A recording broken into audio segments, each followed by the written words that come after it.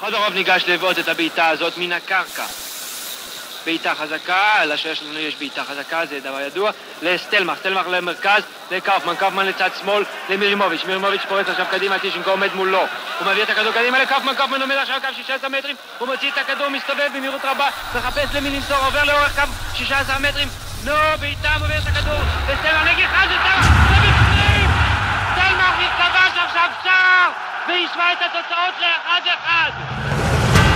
אני מחזיר את המיקרופון לקהל.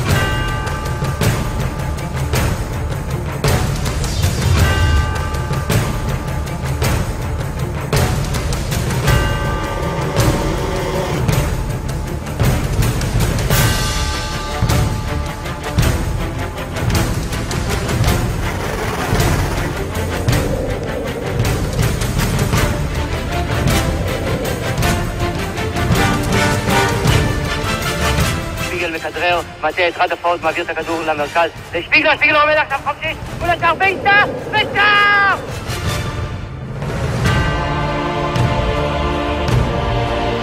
מעביר את הכדור לפייגלון, פייגלון קצת אחרונית לשפיגל, שפיגל מקרב עם הכדור, קרוב לקצת 19 מטרים, מחפש את ההזדמנות לבעוט, מעביר את הכדור לשפיגלר, לא מצא, שפיגלר 20 מטר מטר, בעיטה, שער!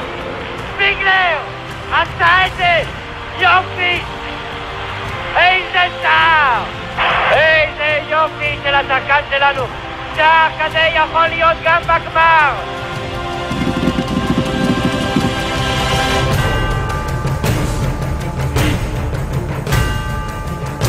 שוב אלון.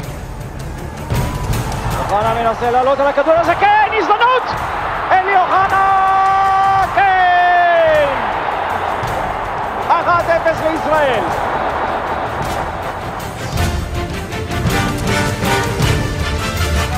בפעד זה פרס, רובן עטר. איזה יופי, ורוני חופשי.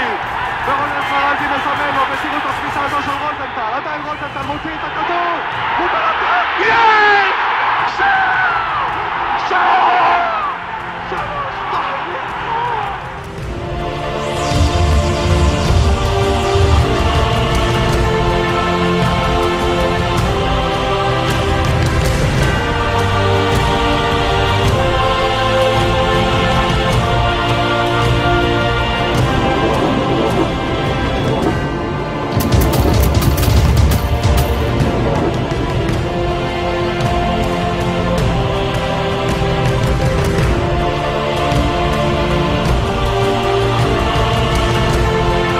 וקובץ, זה שער!